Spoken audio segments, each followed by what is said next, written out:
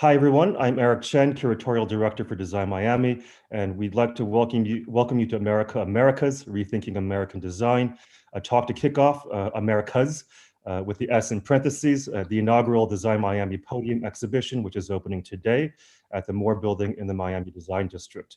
Now, this talk we're very privileged to do in conjunction with Harvard Design Magazine, which is by coincidence shortly launching its next issue around the theme of America. And what both initiatives have in common, as you might guess, is an interest in how new narratives of design are being and might be constructed, just as notions of America itself are being questioned, challenged, and revised. And to dive a little bit deeper into this, we have an incredible panel of speakers today, both contributors to the magazine and to the Design Miami exhibition, to discuss this question. We'll introduce all of them in a second. But first, I'd like to welcome our co-organizers, Mark Lee, the chair of the Department of Architecture at the Graduate School of Design at Harvard, as well as the principal and founding partner of LA-based architecture firm Johnson Markley, and Florencia Rodriguez, an architect and now writer and editor and co-founder of the periodical Ness, who with Mark has co-edited the America Harvard Design Magazine issue. Thank you, Mark and Flor. Thank you, Eric. Well, maybe I can give us a little bit of background about this magazine that we did. About more than a year ago, Florence and I were invited to co-edit this issue of Harvard Design Magazine, and originally planned to be published last spring. And we decided to name the issue America because at that time we were observing that it was a time when globalism appears to be in retreat and the hegemony of American culture is waning. We believe it's a timely way to re-examine the prevailing notion of America, both as a place, as a country, as a culture, as a state of mind, as a concept, as well as a history. And speaking of history, I think the symbolic construct of America, introduced certainly a paradigm change across the globe in the beginning of the 20th century, and defined by a mission of spreading an ethos of progress, openness, and of democracy. A paradigm that grew immediately after the world wars and is reflected in the built environment where we witnessed the growth of the great American cities. So certainly after decades of innovations, space race, and the cultural domination that had led to this American preeminence, the great cities the sprawling suburbs have found like counterpoints in different scales or territorial units or precincts. And alongside major centers, people are more interested in issues that are relevant to smaller cities, smaller towns, or rural areas. And we're looking into the barriers and opportunities facing these communities across the country. A couple of things that were interested to us that somehow inspired us for this issue. One was Mark Edmondson. He was an English professor at UVA, and he noted the shift from a passive to an aggressive disposition of American culture through the rise of American football over baseball over in the last century, in the sense that how baseball used to be the national sport. It was a gentlemanly game. It was a rule-based game. And after the World War II, when the Korean War came about, Vietnam War, and then the Desert Wars, the U.S. shifted to this type of aggressive interest in football and how football became the national game. And it coincided with a shift where he thought the best of traditional American values, whether it be a humility, tenacity, or can-do spirit, or plain old decency, have been overwhelmed and replaced by the worst, like sanctimoniousness, overexposure, decadence, or self-indulgence and intolerance. So this is some of the reasons where we're interested in relooking at America again. And perhaps Florencia can share some of the details in this issue. Thank you, Mark, and thank you, Eric, for introducing and for organizing with us this great event. We started, as Mark was saying, working in the America, understanding that there is such a cultural construct that spread also around the globe in a way during the 20th century that needed to be reviewed and also discussed in many ways.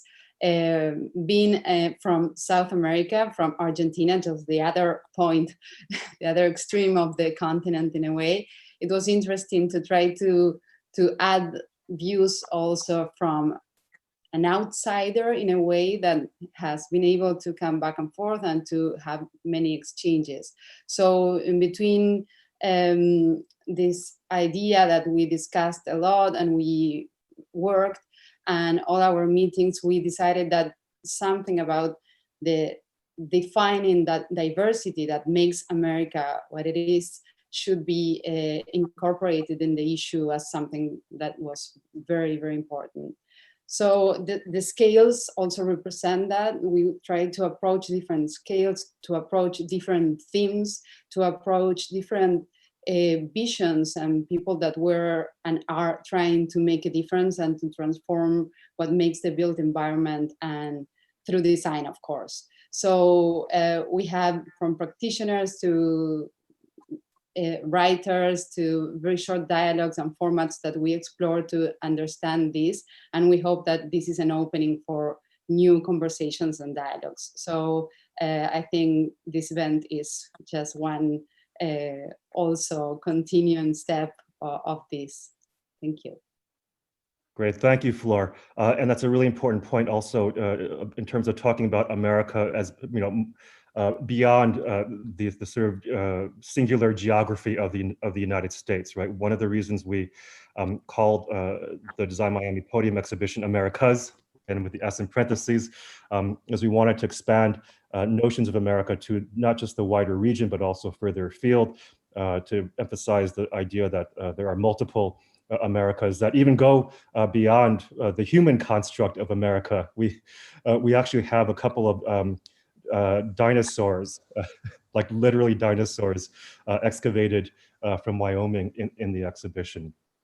In any case, our speakers today are Alexandra Cunningham Cameron, sorry, Alexandra, the curator of contemporary design and Hintz secretarial scholar at the Cooper Hewitt Smithsonian Design Museum in New York, where her current exhibition looks at the work of the 1970s, 80s Black fashion designer Willie Smith.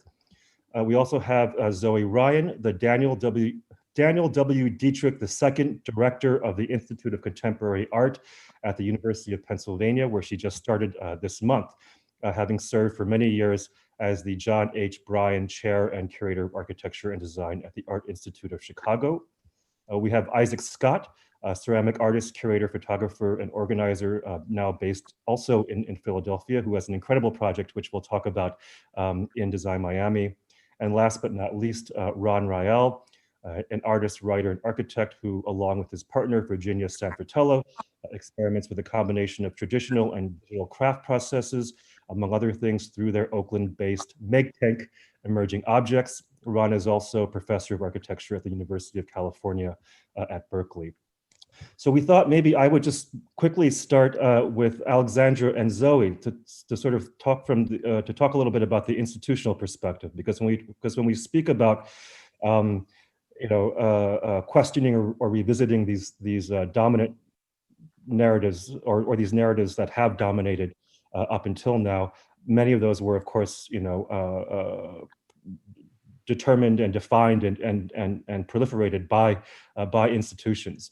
Now, Alexandra, with your Willie Smith show, that's a really brilliant attempt at perhaps trying to redress that. And maybe you can tell us a little bit about that show, and also, in particular, some of the challenges. I think you had difficulty finding works of Smith's to exhibit because so little of it had been collected and preserved by museums.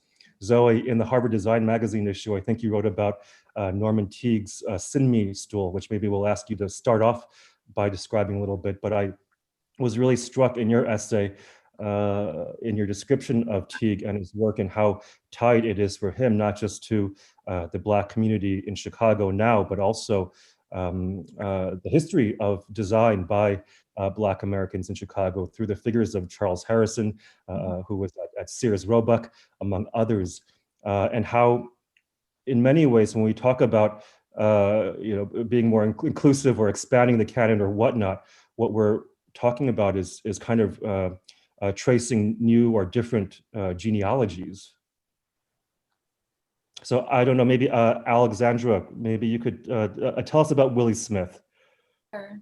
And thank you, Eric. I think it's exciting to be here with all of you to talk about this. And it's important to say, as you mentioned, that though we started out with the idea of creating an exhibition on Willie Smith, and in particular his collaborations with other architects and designers and visual and performing artists, because of the lack of institutional representation of his career. We decided that it had to be sort of like a three-part project. One is a physical exhibition in the museum. The other is a book that could be utilized by students who were interested in learning more about the history of Black Americans in fashion, and also how they've had a major influence on the progression of fashion, and something called the Digital Community Archive, which is an open source platform for anyone who has information about Willie Smith, images of ephemera, clothing, to share their stories and to also try to contribute to the range of knowledge that's available on him. But he, of course, as you said, is an American fashion designer. His career was very short. It spanned about 10 years, launched after he was asked to leave Parsons in 1967, and it ended in 1987 when he died of HIV/AIDS. And at that time, he was considered to be really the most commercially successful Black designer in fashion history, something that has changed since then. He's known to many people as the father of streetwear, because he was designing what was coined at the time street couture, and speaking to this democratic idea of design that we're talking about. And he was making loose, unstructured clothing that was both inspired by and made for people that he watched on the street. He constantly had his eye on, we say the street, but on, everyday life and everyday needs. And so, his contribution as a designer was not just about the actual design product, but he was also really a catalyst for creativity, and his social impact, I think, is significantly more complex by design than his fashions, which were, intended to be what he called basics. These blank canvas garments that a really broad audience could interpret and make their own. And so beyond this, this inclusive view of fashion that he was championing, which was reflective and inspired by diverse people and cultures, it was extremely affordable, adaptable, utilitarian, and of course, something that was very important to him, fun and playful. But he started at a time when American fashion in general was making an appearance on the world stage. The sort of center of fashion had historically been, sort of high-end fashion in Paris, and there was, very sort of Eurocentric cyclone of fashion.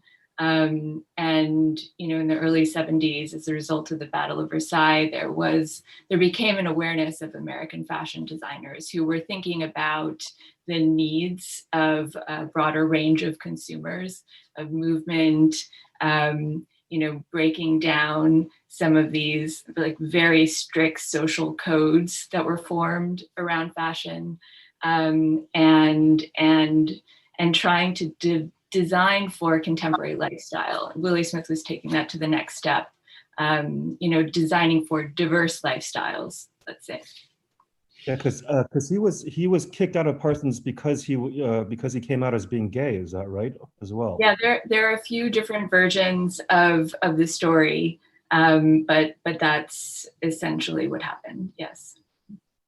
And I mean, because I think a lot of people weren't as familiar with. I mean, he sounds incredibly important, and I think a lot of people maybe weren't as familiar with him prior to your show.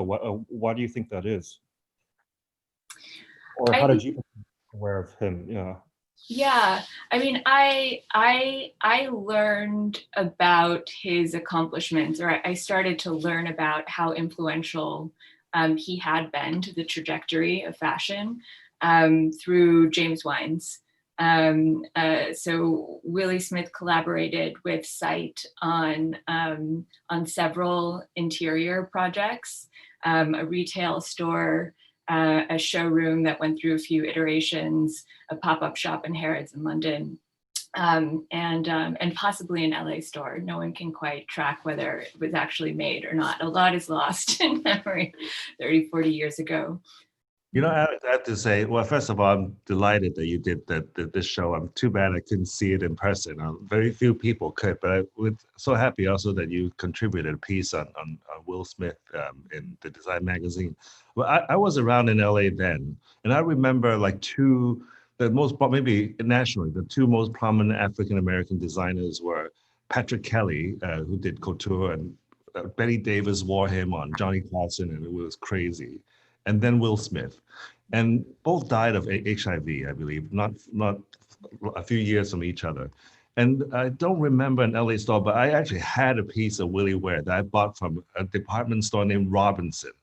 It was very baggy. It was, I thought I looked great. it was that less than zero period, you know. I love that. You need to find some pictures, Mark. We need to see that. I was an architecture student, you know, it was really baggy, big armholes, and but I don't remember an LA store. Maybe I was not hip enough to know where it was. Yeah, we have the drawings of it, but no one can remember whether it was actually built. But there was the Esprit store in LA, right, which was sort of an architectural manifesto. Amazing. Yeah, we need to see those photos, Mark. But in the meantime, Zoe, tell us about Norman Teague. Yeah, and thank you, Eric. Thank you, Florencia and Mark, and this Design Miami. It's fabulous to be here. Norman's work interests me for many reasons. I mean, similar to Alexandra, I mean, I think his work belongs in an American history of design, but also in a African American history of design, which is, as Alexandra said, is kind of woefully neglected and under-recognized. So I think what's interesting about Norman's work is, to me, it kind of is essentially American. The references that he pulls from, the ideas. I mean, it was born out of a studio that he worked on as a student in 2012. I think he developed the prototype at the School of the Art Institute in Chicago. And it was the studio was called Whatnot, and they were producing work that they were going to then show at the Milan Furniture Fair. So this piece was launched in Milan. And this is Sydney store. We should the Sinmi store, yes, sorry. Good point, Eric. So I'm specifically talking about the Sinmi store, which is a piece that we acquired a couple of years ago at the Art Institute of Chicago, which is on view right now. And I think is sort of very emblematic of Norman's work. And actually it's in an exhibition. It's been developed further. It's currently in an exhibition at R & Company in New York. So it's sort of having a second life. And I know that Norman is very keen to kind of keep revisiting this piece because it is really seminal to his practice. And sorry, it's also at Design Miami. Sorry to keep. And it's at Design Miami. There we go. It's got a no, as it should be. It's a fabulous piece. The reason why I'm so interested in it, I mean, Eric, you mentioned his sort of people he was influenced by. I mean, absolutely Charles Harrison, of course, one of the most influential African-American designers, the first kind of Black designer to be in an executive position when he worked at Sears, someone that was really oriented towards reinventing everyday typologies. So of course he reinvented the trash bin, the first plastic trash bin. He reinvented the Viewmaster, which became obviously a big bestseller, but also people like Henry Glass, who were there for many, many years teaching, who was also interested in unexpected forms and materials. But I think together with this, I mean, Norman says that what he's interested in is designing with a Black intent, and that's his quote. He's really interested in drawing on his own roots as a designer in America, but also his own African heritage. So as much as he is interested in American design history, he's really interested in other types of design, handicrafts, especially from Africa, that really, you know, are very little explored. Sinmi means relax in the Yoruba language, and this piece very much is about that. So although you have to take a leap of faith, it's a stool with a curved bottom, and basically you lean or perch against it. You don't really sit on it. And it's very much, the form was also inspired by street culture, really growing up on the south side of Chicago, seeing how people really inhabited the streets, hanging out on cars, on the hood of a car or leaning against a railing, and very much inspired by kind of everyday Black life, something that he also credits like photographers like Dawood Bay, also from Chicago, who really illuminates that in his photography. So Norman is equally interested in kind of illuminating those ideas in his own work. So there's so many references. I mean, he's also drawing on Nigerian handicrafts from Ghana, especially in the kind of sculptured form. But at the same time, he borrows from Charles and Ray Eames and their kind of innovations in plywood to actually create the sculptured form in a kind of modern way. So for me, I think why this piece is so important is that it points to a kind of gaping hole in design history that you alluded to, Eric, and which we are perpetuating today in textbooks, in, you know, museum collections, which are still kind of so white dominated and Western looking. So, and I think the other really important thing is, for me, I think what's so illuminating about this piece is it also shows how siloed design history is, that we need a much more nuanced reading about interdisciplinary practice and kind of a much more kind of visual cultural reading of design history that looks beyond kind of certain disciplines, but really brings them together to kind of open up much more kind of robust understandings of the field that's kind of moving in all directions today. Thank you, Zoe.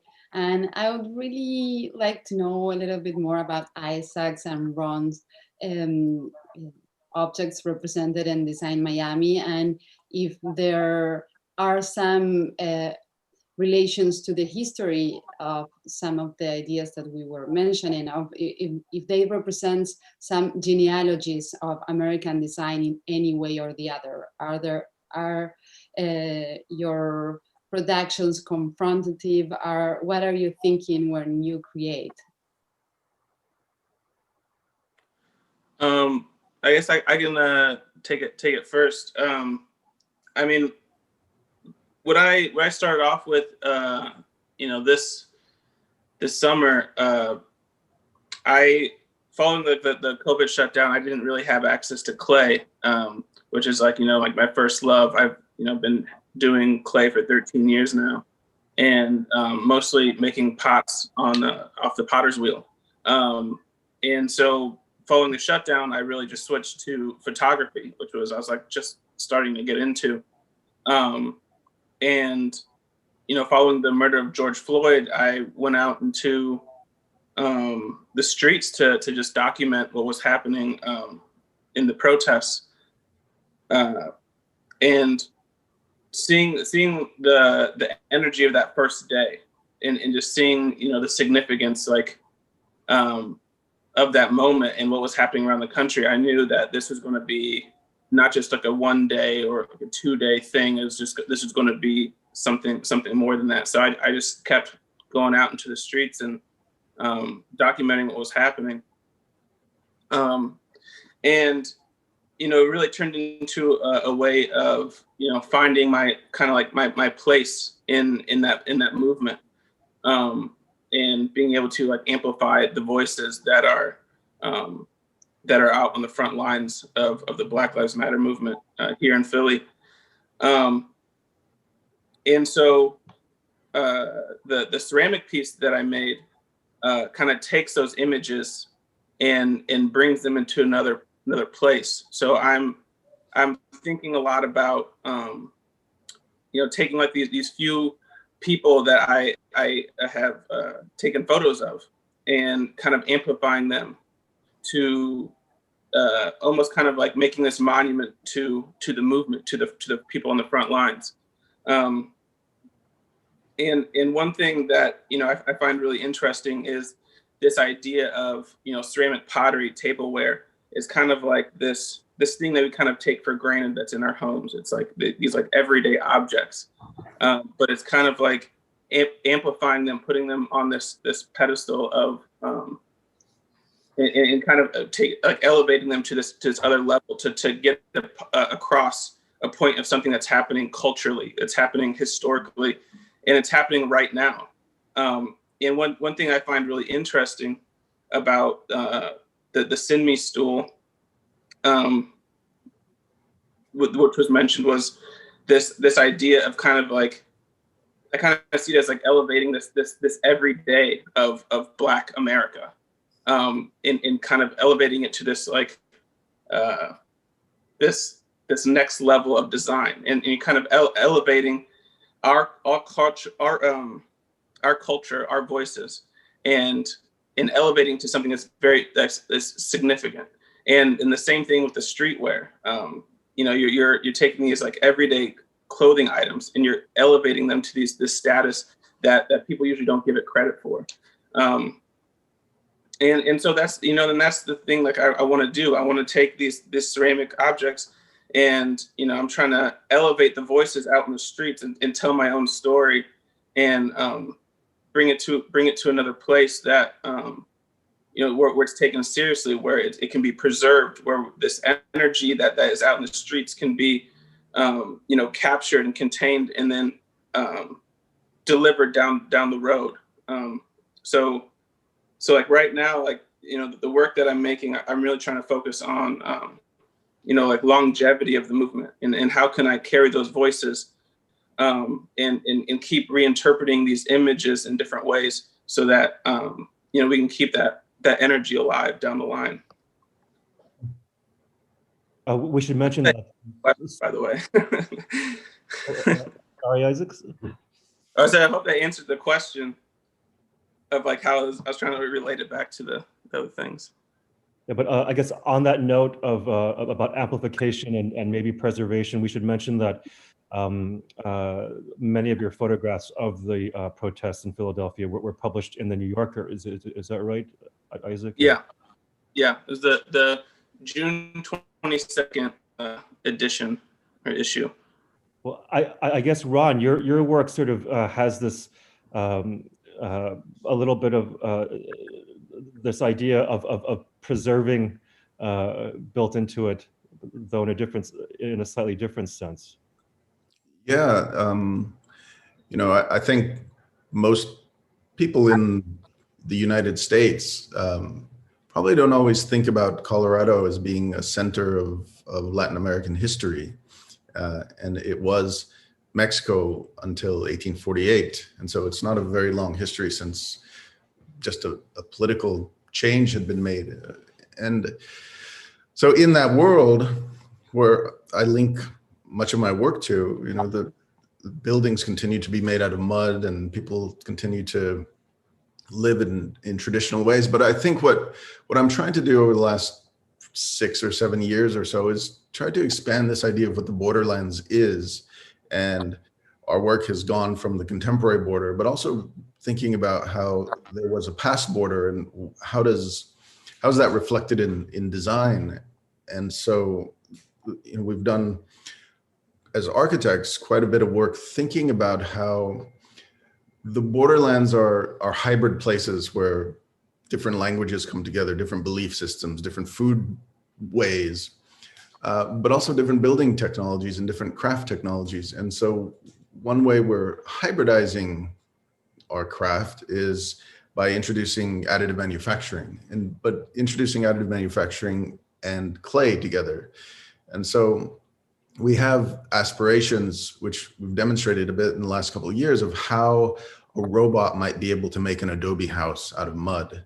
But on the way to that journey, we had to make very small experiments out of clay. And so the pieces that are at Design Miami are part of that journey of telling that story of how we can take a very humble material like clay, which shapes the way people live and defines the architecture, but it defines their foodways. And so the pieces are New Mexico micaceous clay that are printed with a robot, with a software that we developed specifically for doing that. And there's ideas of, I think, of democracy embedded in this, in that the software that we created, we've allowed the world to use. And so anyone could really anyone could go out to their backyards and dig the clay of their backyards and use the software and design some of these really complex and interesting forms. I mean, it's a creative tool, so they can design whatever they like. I think us tying it back to functional ceramics is important, because we're thinking about making those connections between 1,000 or more year history of being able to dig clay out of the ground and shape it in a way that you can cook over fire. And we're doing the same thing today, but using a different kind of technology. And so that mediated comes through in a very different way, in very different forms.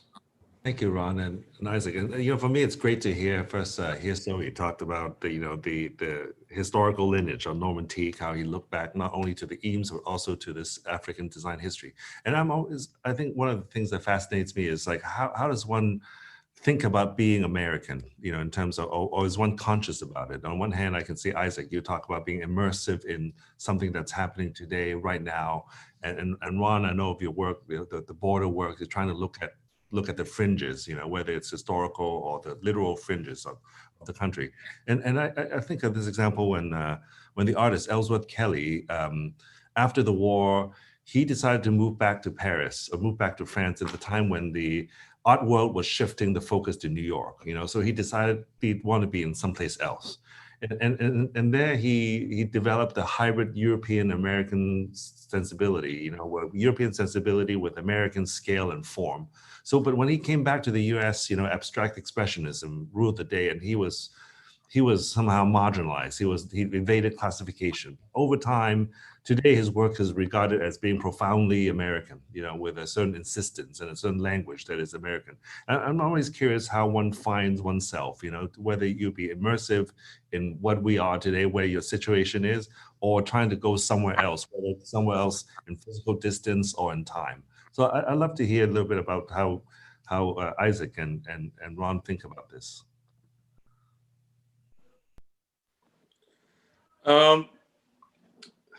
That's a great question. I feel like it's something that I keep on coming back to a lot. Is how do you find your own voice? And something in like now, like I never went to art school as undergrad. I took it as a philosophy major, and so moving in now into art school, like I'm a grad student now at Tyler School of Art, part of Temple University. I see a lot of people. That's exactly the thing that they're trying to do, is they're trying to find this thing, like who am I? What does my work look like? And it's a very frustrating process. I mean, me personally, I feel like I have been blessed by not being, a part of the, academic arena of the art world, because I feel like, if you're too quickly inundated with all of the ideas and examples and knowledge of all of art history, then it becomes like, okay, nothing is original. I don't have, like nothing I do is truly just mine. It's all coming from what someone's done before me. And that, I feel like that's like a very, can be a really very frustrating, position to be in. I mean, but for myself, I feel like, I just have, followed a path of like what I'm like, truly, I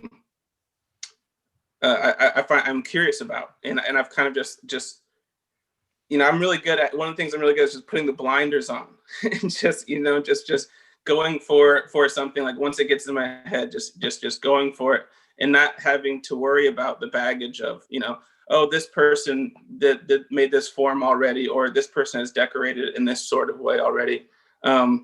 And, you know, and me personally, like my interests lie in, you know, hip hop culture, graffiti, street art. You know, I took, you know, classes in, you know, Greek mythology and in Greek culture and things like that. I'm also, you know, grew up super religious and, you know, I took classes on the Bible and stuff. So all these things are kind of just like, um, you know, mangled up in my mind as I'm creating, and I'm usually listening to, like, you know, like hip hop music and stuff like that. And like I the things that come out, I, you know, they kind of come out in this abstract way, but those are the kind of things that just like end up in my work. Um, and yeah, I think just like finding those things are just like I find that just come naturally to me, has kind of just like produced something that's kind of become like my own at the end of the day.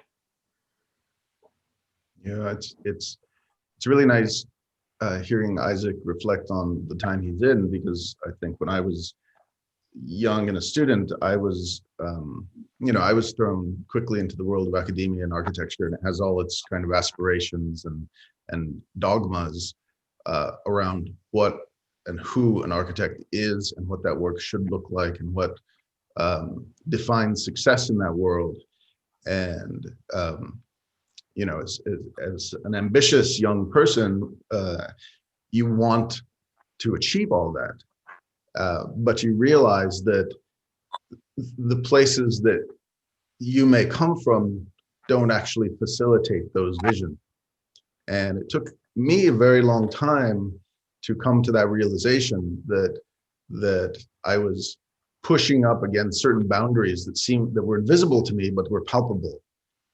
And I think at some point I just became extremely frustrated in thinking that whatever arcane history I may have had was incredibly interesting to me and wanting to express that. And so I think I've come to it much later in life, but at the same time, I would say all of those experiences were certainly important influences.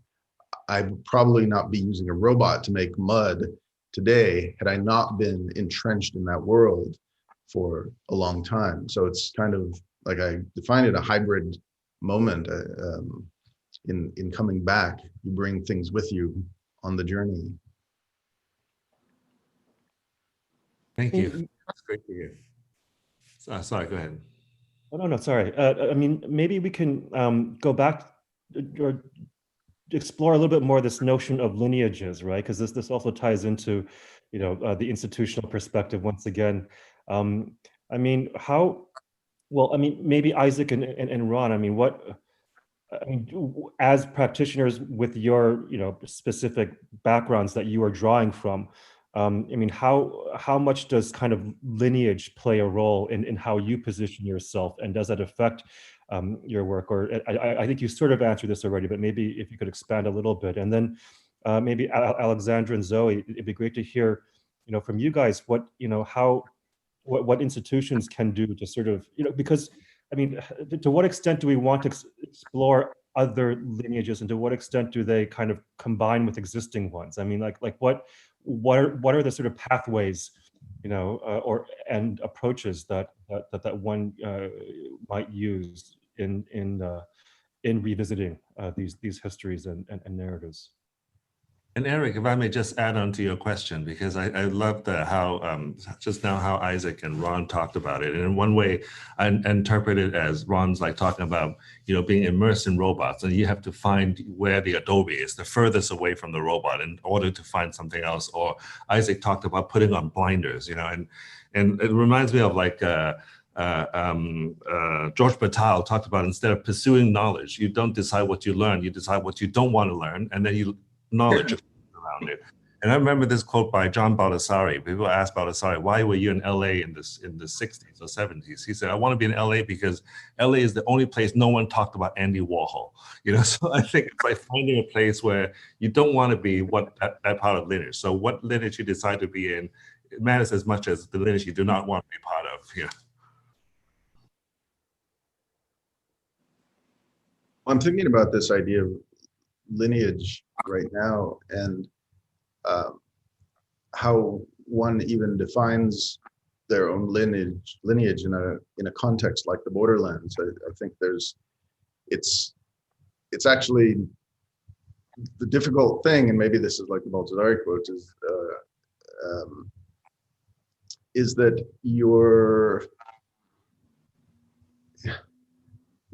one can say, well, I think this is a common thing to do. One can say, I'm Native American, or I'm a Mexican, or I'm an American, or like you come into these silos, but you can also realize that you're none of those and all of those things. And I think that embracing all of those components of one's complex lineage brings more complexity and more just more depth to the way you think about making in the world.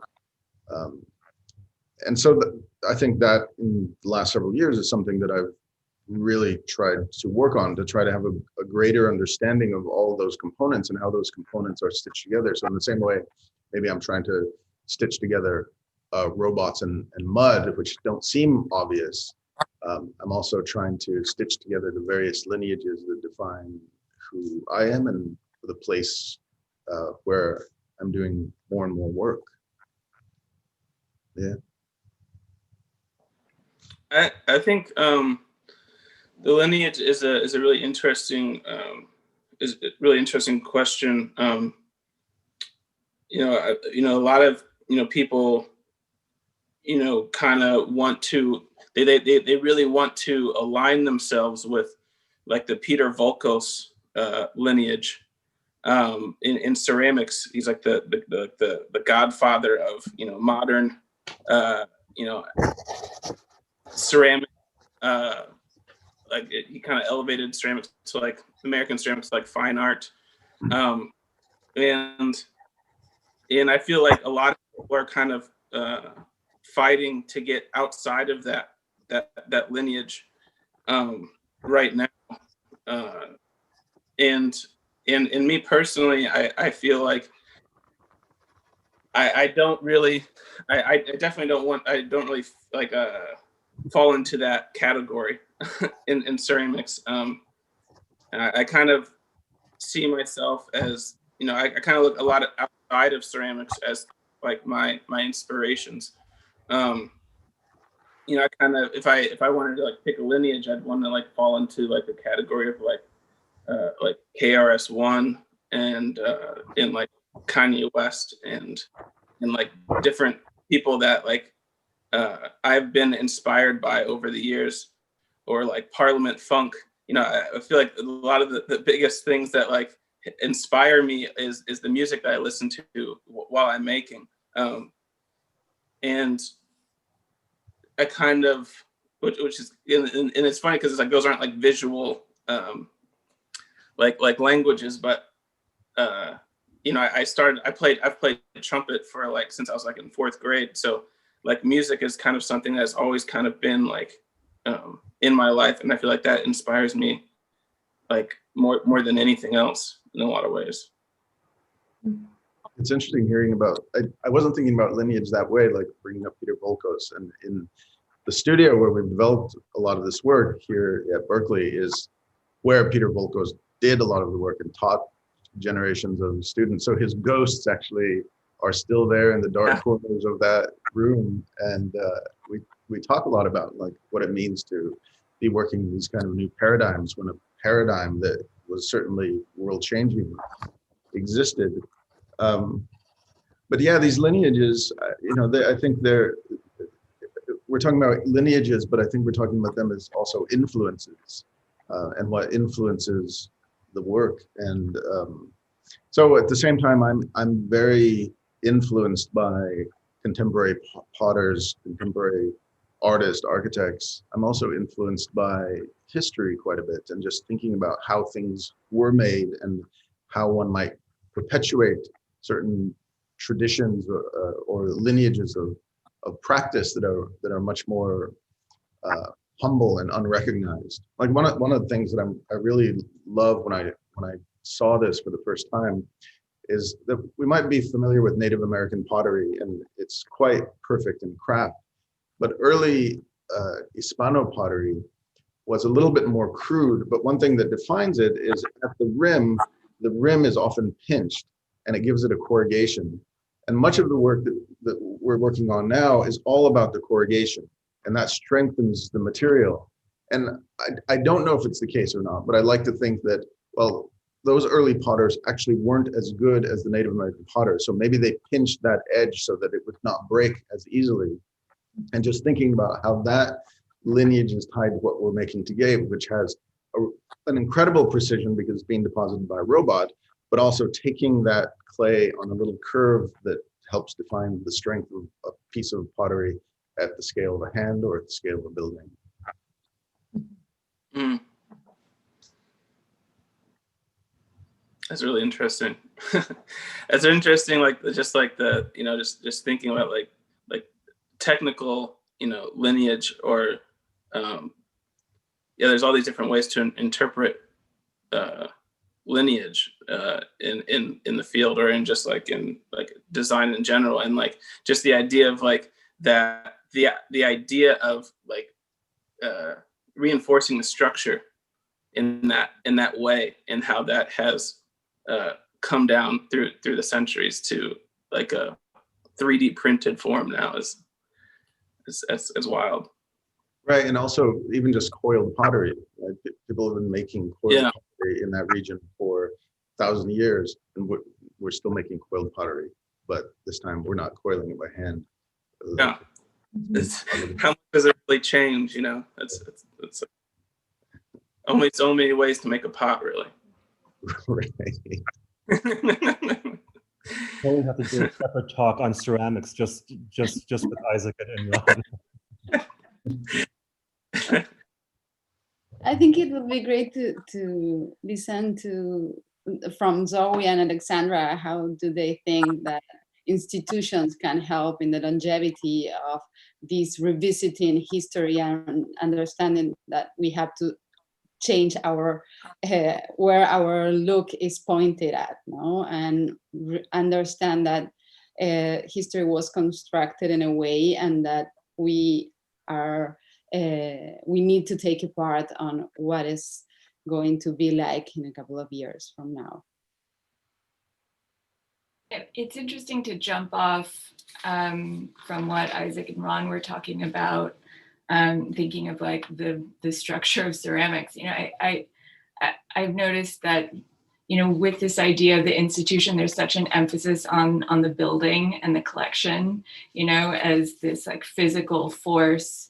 And, you know, really, I found it more helpful to think about institutions as systems, you know, and groups of people who are responsible for certain decisions and have made certain decisions throughout history. And when you start to think about it like that, it's more difficult to sort of like shift blame, you know, onto this, you know, sort of large, seemingly obtuse structure.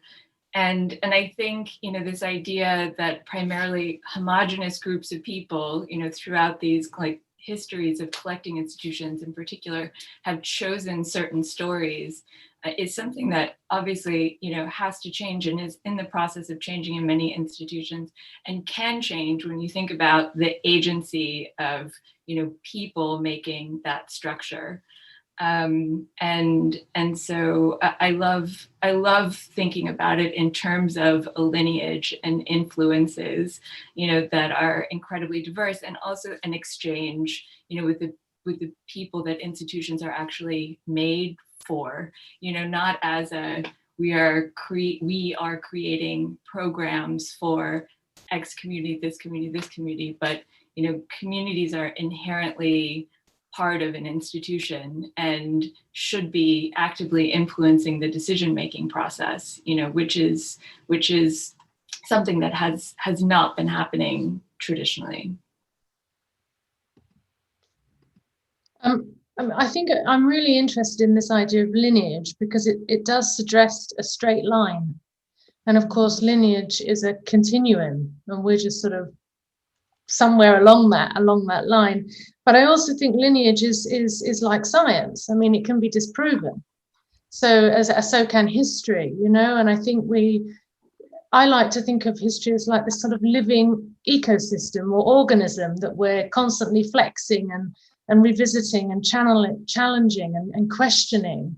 One of the other things that I find so tricky with lineage is it sort of gets so reductive, and you find that often it's really only about the genius of solo figures that rise to the top. And of course, so much, like Alexandra said, so much about how we learn, how we, who influences us. It's about networks and systems, as Alex said, and it's a really complex and dynamic kind of environment to be in when you're kind of learning. I mean, you realize that when you're working on exhibitions. I mean, I never feel like I'm the expert. So you never feel like I should start a project on my own. I mean, that would be like the worst thing I could possibly do. You know, you're always building a network of relationships, of experts, and I think for me, going to the Art Institute of Chicago, what was so interesting is I came from such a small institution before, the Van Allen Institute. And the whole idea of the Van Allen Institute, which was about improving the design of the public realm, was that we partnered with people in the public realm or the city or academic institutions or others. And when I went to the Art Institute, it was really about your individual expertise, you coming in and identifying things. And it took me a long time to get a much more collaborative working process within our department. And just, you know, which I think we really benefited from. Because I think being able to situate someone like Norman Teague within our collection, and something like the Simney store, which is on view right now, is also really challenging. You know, he needs to be within a constellation of ideas because his work is about, you know, it draws from so many references. So one of the things I loved about being at the Art Institute was it also was this universal museum. So you could see work from, you know, centuries old work from Africa that definitely Norman was looking at, or works of street culture, Keith Haring and other things that he, you know, was interested potentially in, as well as designs by, you know, of course, the Eames or other European, Castiglione, the Castiglione brothers that you know, could definitely be seen as a reference point for Norman. But at the same time, people like David Adjaye in the same gallery is some of the tests and prototypes of David's work looking at the National Museum of African American History and Culture. And I think that slippage between kind of the present and the past is really important. You know, we're constantly looking back to look forward and then trying to figure out where we are right now, which I've always found so interesting. And maybe the other thing, I was really struck by what Isaac said about influence and references. And I wonder if, I don't know if this is true, but I wonder if in architecture and design, you're constantly talking about influences and references. And you're constantly sort of saying where your project is situated. It could be locale, geography, it could be history, it could be the history of architecture and design or cultural influences. But I feel like, you know, especially when you're doing crits, you're constantly using references and pointing to things that the work is influenced by. And that's not seen as a negative. It's just seen as something like your work is being kind of situated within a much broader conversation. Whereas I wonder I don't know in the art world, if when you're doing kind of artist crits, if that is that seen as a positive, that you're, you know, because you are part of a continuum and different lineages and starting points. So I've never seen I never shied away from pointing out the influence, even though that's, you know, as a curator, that's a lot of our job, is to sort of try and identify what might an artist or a designer be looking at. But I've always found that the most interesting, you know, one of the most interesting parts is trying to bring the context, contextualize that within a really kind of dynamic and kind of multifaceted approach. But Zoe, that's a really great point. Firstly, about this idea of lineages not you know, being a kind of fluid a fluid morphing thing, and also this a notion of collapsing hierarchies, which I think is something that Isaac touched on as well. I mean, Isaac, you talked about elevating certain histories and cultural references, but maybe it's not so much about elevating one, but more about kind of seeing them all on an equal footing. I don't know, like, yeah. Well, because also like Isaac, you're a student of Roberto Lugo, who we should maybe mention, and Roberto's work is really fascinating in the sense that he takes these kind of traditional decorative arts motifs and typologies, and then sort of inserts these other African American and Latin narratives into them. I mean, how what I guess this once again brings up the kind of notion of hierarchies. I mean, like for you as a student of his, do you think it's sort of do you think it's, or how important do you think it is to kind of elevate one thing to the level of another versus kind of elevating something on its own terms, if that makes sense? Like when I was at M+, we were always talking about which is a new museum in Hong Kong that was very much about kind of recentering these narratives of art, design, architecture, and so on. I always had this question of, are we kind of sort of enforcing these ideas on the terms of Western orthodoxy, or are we trying to sort of create our own terms? I don't know if you guys have any thoughts on that. Yeah, that's really great. And like when speaking of lineage, I definitely Roberto is kind of like my Peter Volkos. Like I feel like he definitely marks a shift in the culture of ceramic art in this country. And I definitely, if I'm going to align myself with like a certain kind of like lineage, I definitely want to align myself with that.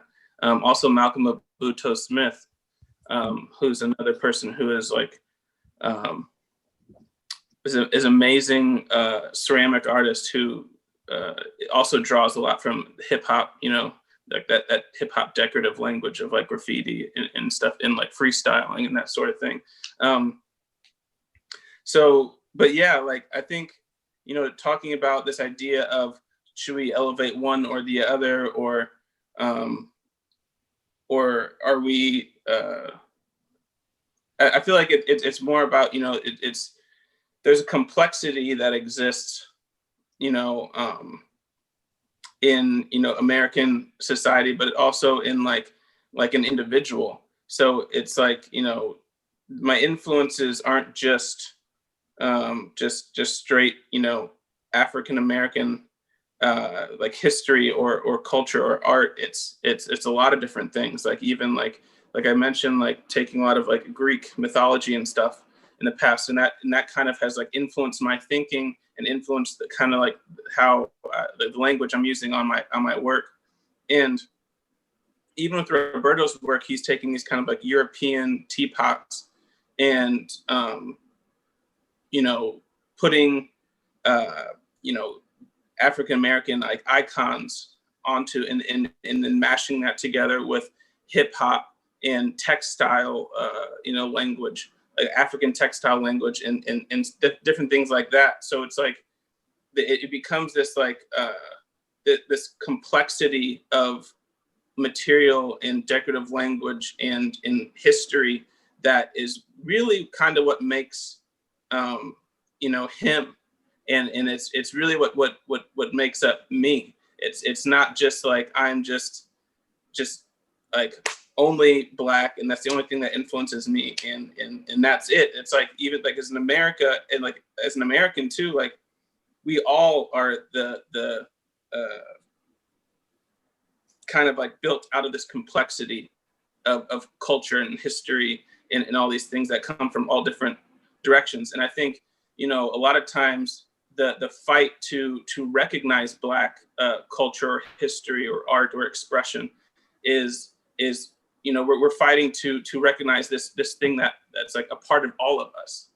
It's like, like what this country is was built off the backs of slaves and was built off the backs of minorities. And it's like to deny a certain group that space in an institution or in a history or your own lineage is to deny literally a part of yourself, And so it's like to mash these things together isn't to devalue one or to raise up another one necessarily, but it is to like kind of like give us the actual full picture, of where we're at and the full picture of like, what who we are as like, as individuals, I think. Well, I mean, I think that's an amazing way to end this. Unfortunately, we've run out of time, but maybe if anyone else wants to add anything, to ask any last questions or make any final remarks. Mark, I know you always have something to add. Well, I think this whole issue of reference and lineage is fascinating. As Isaac was talking about how the music influenced him, I've been thinking about the history of how certain artists will incorporate their interest directly into their work, and some would be elusive about them. I think of like Marcel Duchamp or Yves Klein that were into chess or into judo, to the point where they represented their countries to compete on these other second careers, were clearly incorporated into the work. Whereas John Cage, who was an expert in mushrooms, did not. He was to the point where he wrote for fungi magazines, he participated in talk shows, but it wasn't until the end of his career, someone asked him, how did you get started to be interested in mushrooms? And he said, when I was young, I wanted to find out what came before music. So I looked up a dictionary, and the word that came before music was mushroom. And I decided that's what I want to be. I thought he was completely evasive about that reference or influence or important in his work, but it was very much in the undercurrent, So I think sometimes these type of dialogues are very helpful to hear, the thoughts behind Ron's, the thought behind Isaac's work, the music and the education, and also hearing from Zoe and Alexandra about the impulses that affected their scholarship or curation work. So thank you very much. It's been a real pleasure. Flor, do you have anything you want to add or ask? No, I think it's great to listen to all of the participants here. And I was thinking in the same line that we mentioned something about what shapes the way people live. And I think that it's a time to think how the way people live shapes design and shapes how we think. So that's something that it's in the air right now. And I just wanted to reflect on that. Cool. So we are going to have to do a separate ceramics talk with Isaac and Ron, and a separate one-on-one erudite stream of consciousness of references performance by Mark. On that note, we have to thank all of our speakers. I have to thank Mark and Flor for co-hosting this with us and Harvard Design Magazine. When does your America issue come out again? I think it's getting printed in December. So we are just right now in the last phase, very anxious and looking forward to have it in our hands. Great. Well, good luck with that, and we'll all look forward to seeing it. And of course, thank you, Zoe, Ron, Alexandra, Isaac. It's been really incredible having your contributions both to the magazine, to the fair, and to this talk. And we hope everyone who has a chance can see both the magazine and Design Miami, if not in Miami, then online. So thank you all again. Thank you so much. Thank you. Thank you for having me.